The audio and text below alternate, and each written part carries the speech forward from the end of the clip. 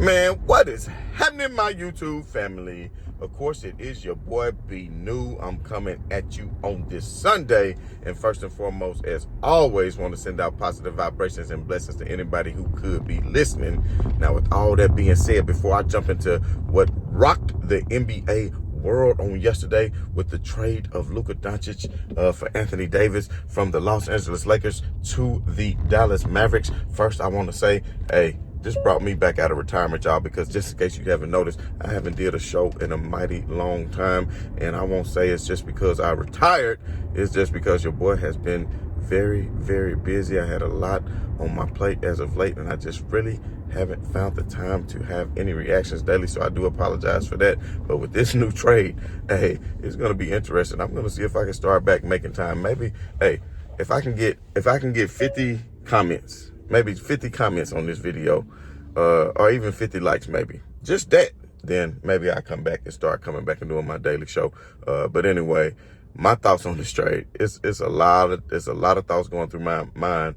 I know everybody, of course, LeBron James is saying he had no idea. He found out when he was at dinner on yesterday. I myself kind of find that hard to believe, knowing that the keys to the Lakers have been given to LeBron James since he's become that franchise cornerstone player over the course of the past 5 years. But at the same token, he is so close to AD, and LeBron always wants his way, and 9 times out of 10, he usually gets it.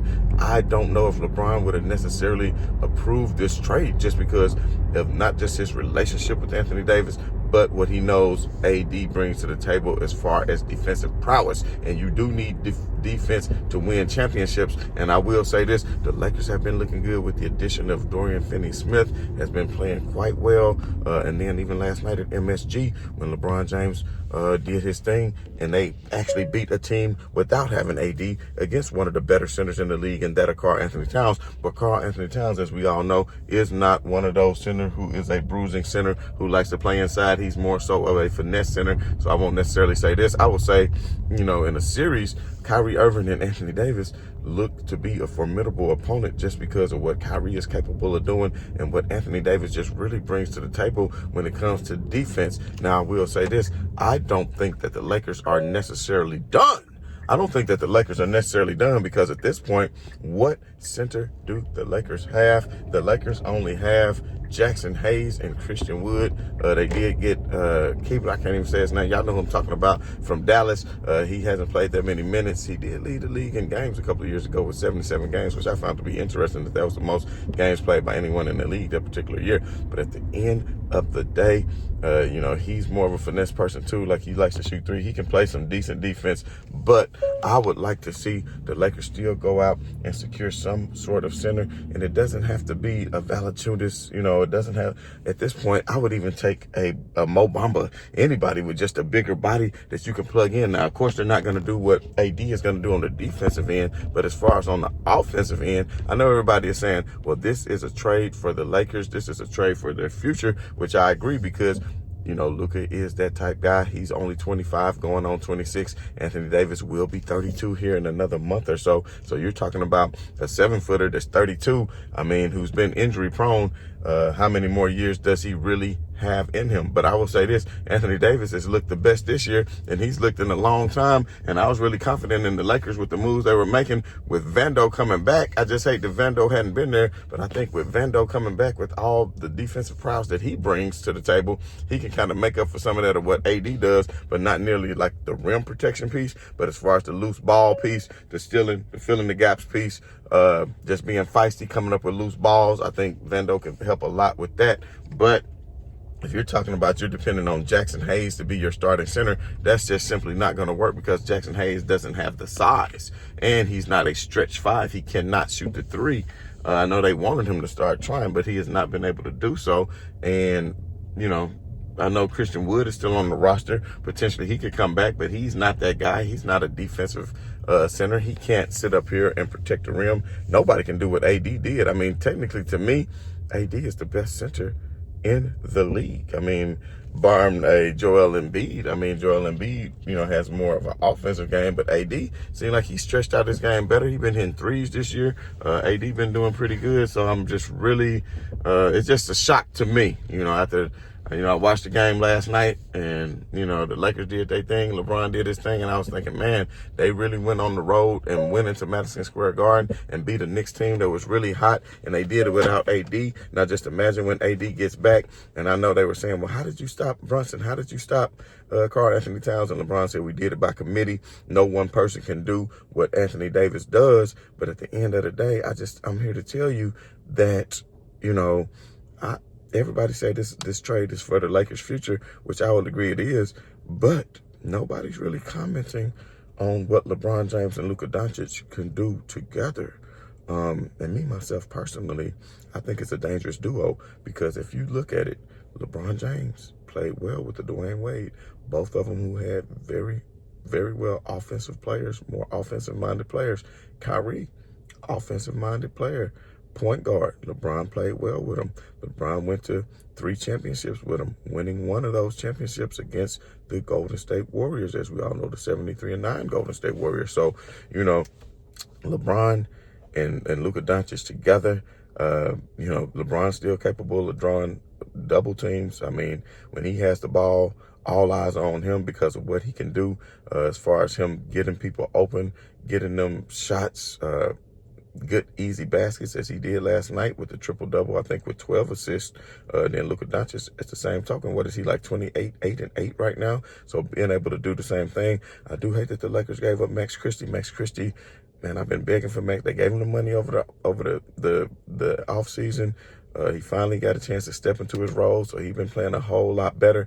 I wish they could have gave up Cam Reddish instead, but I understand it is Luka Dončić or whatever. But Max Christie, if they would have kept Max Christie, then I would have been fine. But at the end of the day, you have a Luka Dončić and a Austin Reeves in your backcourt, and then you could play LeBron James at 3 or 4 with Dorian Finney-Smith and Rui Hachimura. That is still a very, very, very formidable lineup because as they proved last night, they still capable of winning games, even though they did blow the Philly game. But at the end of the day, I will talk about that later.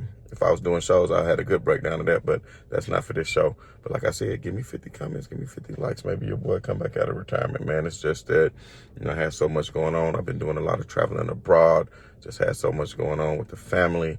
Y'all know how it is, but man, this brought me back out of retirement. I had to come and chime in on this, and for those who reached out to me and commented, what are my takes? I could not disappoint. So here I am to give you my take on it.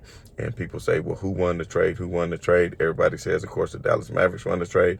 I would say, it's almost an even trade because the Dallas Mavericks, they can play for now. They were just in the championship last year. A lot of that was on the back of Luka, but you got a player like Kyrie who can do his thing. They still have most of all their pieces. They didn't give up anything. And then you add somebody like AD, that's going to make them a very good defensive team. And plus, AD has been playing well. But I'm very interested to see, I think on February the 24th or February the 25th is going to be the Los Angeles Lakers versus the Dallas Mavericks at Crypto.com Arena. And I'm very curious to see how AD is going to come in and treat that game and try to dominate. He might try to go off for 50 because AD has been playing very well. He was leading the league in scoring at the beginning of the season.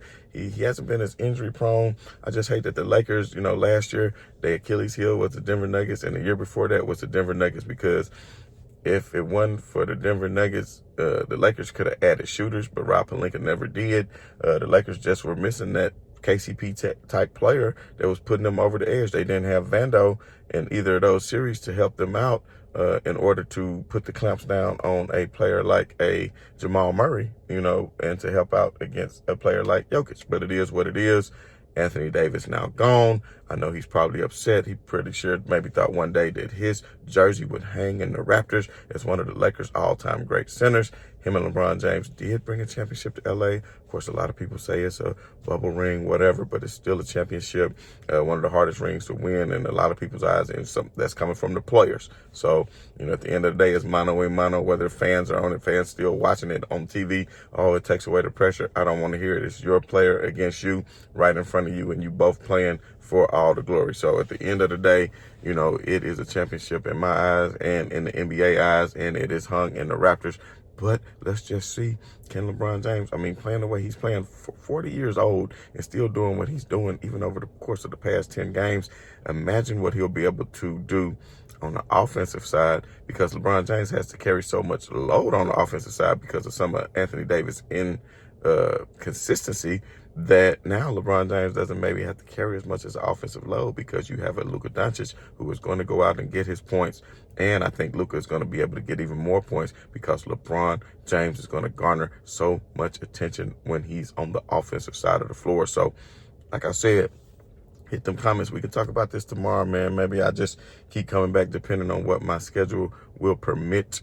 But if you haven't done so already, hit that like, hit that share, subscribe. Let's go ahead and get it back going, man. I don't even know how many people will see this just because my algorithm haven't been making videos. But if you are one of those ones who got that bell checked, are you one of those ones that know and got the notifications, then rock with me, man. So as always, this has been your boy B New. I'm saying right on to the real, and much love to these haters. I'm out.